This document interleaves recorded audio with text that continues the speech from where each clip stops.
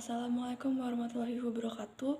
Perkenalkan, nama saya Farina Oriza dengan NPM S1J024081 dari program studi Agroekoteknologi Fakultas Pertanian Universitas Bengkulu. Pada kesempatan kali ini, izinkan saya untuk menjelaskan tugas saya, yaitu Project Method. Saya mendapati spesies Citrus lanatus dengan famili Cucurbitaceae.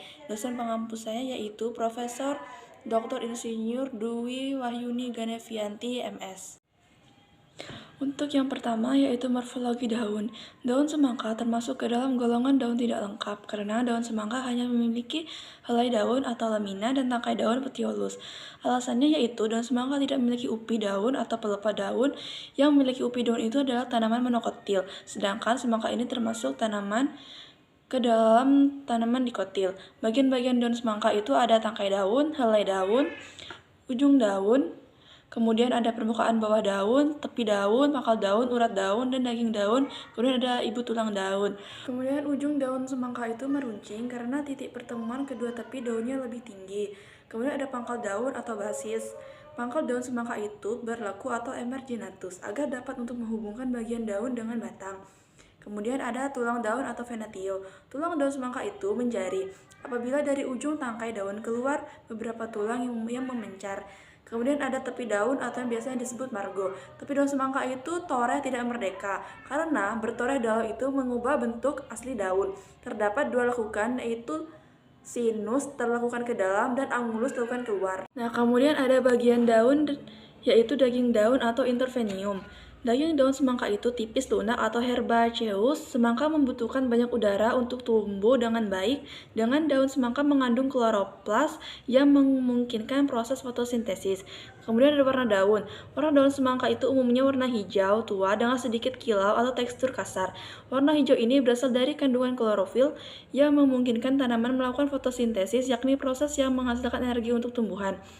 Untuk permukaan daunnya, permukaan daun semangka umumnya berbulu kasar atau hispidus. Jumlah daun semangka itu tunggal atau volume simplex. Daun semangka itu daun tunggal karena struktur daun tunggal juga memungkinkan tanaman semangka lebih efisien dalam penyebaran energi-energi ke seluruh bagian tanaman. Yang kedua ini ada morfologi bunga. Untuk bunga semangka itu ada dua, yaitu bunga betina dan bunga jantan. Untuk bagian bunga betina, ada mahkota bunga atau petal, kepala putik stigma, tangkai putik stile, ovarium ovul, ovari, tangkai bunga itu pedicellus, kelopak sepal. Untuk bunga jantan, ada kepala sari atau anter, benang sari filamen, tangkai bunga pedicellus, kelopak bunga sepal, mahkota bunga petal. Bunga semangka termasuk bunga tidak lengkap karena hanya memiliki sebagian dari 4 bagian utama bunga, yaitu kelopak, mahkota, benang sari, dan putik. Semangka memiliki bunga jantan dan bunga betina yang terpisah. Bunga berumah satu atau monocoelous. Bunga jantan hanya memiliki benang sari tanpa putik, sedangkan bunga betina hanya memiliki putik tanpa benang sari. Bunga semangka itu termasuk bunga tidak sempurna karena hanya memiliki satu reproduksi, yaitu untuk jantan hanya ada benang sari dan betina itu putik, tetapi tidak memiliki keduanya secara bersamaan. Adapun bagian-bagian benang sari yaitu ada kepala sari atau anter, penghubung ruang sari connectivum, dan tangkai sari filamen. Dari tiga bagian tersebut disebut stamen. Kepala sari atau anter itu adalah bagian benang sari yang terdapat pada ujung tangkai sari. Kepala sari ini berfungsi untuk tempat penyimpanan serbuk sari. Kepala sari terdiri dari 2 ruang sari atau teca. Setiap ruang sari dibagi menjadi 2 ruang kecil atau legumentum. Nah, kemudian yang kedua ini ada tangkai sari atau anter. Tangkai sari adalah bagian yang berbentuk benang dengan penampang melintang yang bulat. Tangkai sari berfungsi untuk menopang kepala sari dan membuat kepala sari berada cukup tinggi dari mahkota bunga. Yang ketiga ini ada penghubung ruang sari atau connectivum. Lanjutan tangkai sari yang menjadi penghubung kedua bagian kepala sari yang terdapat di kanan kiri penghubung inti. Untuk di bagian putik ini memiliki 3 bagian. Yang pertama ada kepala putik, stigma, tangkai putik, stilus, putik, pistilum. Bagian Kepala putik atau stigma bagian putik yang paling ujung, jumlahnya satu atau lebih. Dalam keadaan masak, stigma menghasilkan sekret yang bersifat perekat. Yang kedua, tangkai putik atau stilus, bagian yang menghubungkan putik dengan dasar bunga. Fungsinya untuk mereproduksi dan pembentukan buah putik, pistilum. Yang ketiga ini ada morfologi buah. Bagian buah semangka itu ada yang pertama ada daging buah, biji, albedo, dan kulit. Albedo itu bagian semangka yang berwarna putih. Buah semangka termasuk buah sejati karena berasal dari bakal buah bunga dengan banyak ruang biji. Awalnya bunga berubah menjadi buah dan biji melalui proses penyerbukan. Penyerbukan merupakan langkah pertama dalam transformasi bunga menjadi buah dan biji. Proses ini melibatkan pemindahan serbuk sari dari bagian bunga jantan atau benang sari ke bagian betina atau putik. Buah semangka termasuk buah tunggal karena satu bunga dengan satu bakal buah atau ovarium.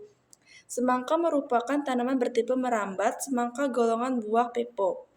Nah, adapun dijelaskan pembuahan ganda. Yang pertama itu butiran serbuk sari melekat pada kepala putik yang mengandung dua sel, yaitu sel generatif dan sel tabung. Yang kedua, sel tabung serbuk sari tumbuh ke dalam tangkai sari. Sel generatif bergerak di dalam tabung serbuk sari. Sel ini membelah untuk membentuk dua sperma. Yang ketiga, tabung serbuk sari menembus suatu lubang di bakal biji yang disebut mikrofil. Proses yang keempat yaitu salah satu sperma membuahi sel telur untuk membentuk zigot diploid. Sperma lainnya membuahi dua inti polar untuk membentuk endosperma atau triploid yang akan menjadi sumber makanan bagi embrio yang sedang tumbuh. Nah, kemudian ada morfologi biji. Yang pertama itu ada integumen. Integumen adalah lapisan keras seperti biji. Fungsi integumen adalah untuk melindungi isi biji dari bahaya seperti serangan hama, cuaca ekstrim, cedera fisik. Dan yang kedua ada endosperma. Endosperma adalah bakal tanaman yang ada di dalam biji yang berfungsi sebagai penyimpanan makanan. Endosperma menyimpan makanan yang diperlukan oleh embrio untuk tumbuh ketika biji mulai berkecambah. Yang ketiga ada embrio. Embrio yaitu bakal tanaman yang ada di dalam biji yang akan menjadi tanaman baru. Embrio akan memulai pertumbuhan dengan membentuk akar, batang, dan daun. Yang keempat itu kotiledon, yaitu daun pertama yang muncul saat embrio mulai tumbuh yang berfungsi untuk menyediakan makanan awal bagi embrio. Yang kelima itu ada hilum. Hilum yaitu tempat di mana biji terhubung ke tumbuhan induk yang berfungsi untuk mengambil makanan dari tumbuhan induk selama perkembangan biji. Kemudian ada mikrofil. Mikrofil adalah lubang kecil yang berfungsi sebagai tempat masuknya air dan nutrisi sebagai tempat masuknya air ke dalam biji saat mulai berkecambah. Yang ketujuh itu ada plumula. Plumula merupakan bagian dari embrio yang akan menjadi batang pertama. Fungsinya sebagai pembentukan daun dan batang. Dan terakhir itu ada akar embrio. Akar embrio adalah akar pertama yang akan tumbuh dari embrio dan akan menjadi sistem akar tanaman yang lebih besar saat tumbuh. Akar embrio membantu akar tanaman menyerap air dan nutrisi dari tumbuhan. Nah, kemudian ada morfologi batang. Batang semangka itu tumbuh di permukaan tanah dan ujung membengkok ke atas. Ciri-cirinya memiliki bentuk bulat atau bersegi, berambut, dan lunak. Batang ini merambat dan memiliki cabang lateral yang mirip dengan cabang utama. Biasanya panjang batang semangka ini mencapai 3,5 meter dan sampai 5,6 meter.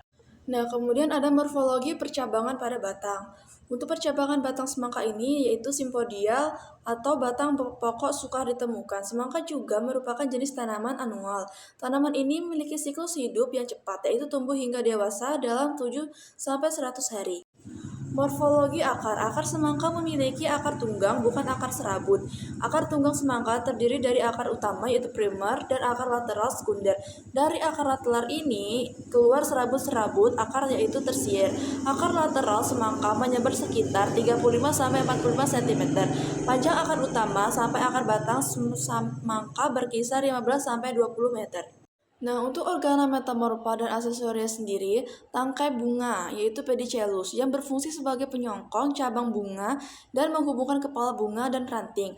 Yang kedua adalah tunas axiler, yaitu termodifikasi yang membentuk cabang-cabang tipis atau kaku, tak berdaun dan melingkar secara spiral dan untuk membantu tanaman yang lemah untuk memanjat penyangga. Kemudian ketiga itu adalah Phyllokladia, batang termodifikasi yang membantu mereka dalam fotosintesis. Manfaat daun semangka yang pertama untuk kesehatan ginjal, yang kedua meningkatkan reproduksi urin, dan yang ketiga membantu melancarkan pencernaan. Untuk manfaat buah semangka yaitu